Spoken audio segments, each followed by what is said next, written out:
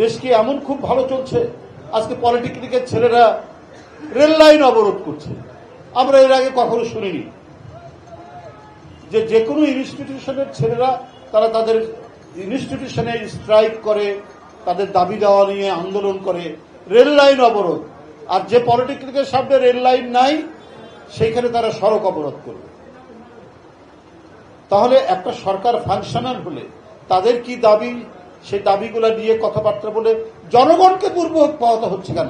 কালকে 3.5 ঘন্টা লেগেছে এই পার্টি অফিস থেকে আমার বাসায় যেতে, যেখানে 30 মিনিট লাগার কথা না। তাহলে এই বিষয়গুলো হচ্ছে কেন? এইটা কোনো সরকার এইভাবে পরিচালিত হয় না। মানুষের প্রত্যাশা তো অনেক বেশি। একটা ভয়ঙ্কর দৈত্য সুলভ এক রাক্ষসী ফ্যাসিবাদের পতনের পর একটা দায়িত্বশীল সরকার সব জায়গায় থাকবে, এটা আজকে সবারই কথা।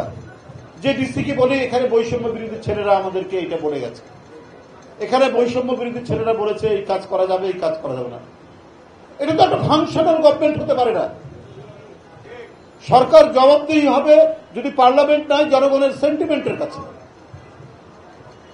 এখন বৈষম্য বিরোধী ছাত্রদের অবদানকে আমরা স্বীকার করি, কিন্তু এইটা যদি এইরকম হয় যে তাদের কথাই প্রশাসন চলবে, সমস্ত সরকারি কর্মকাণ্ড হবে, এইটাকে বলবে নৈরাজ্য।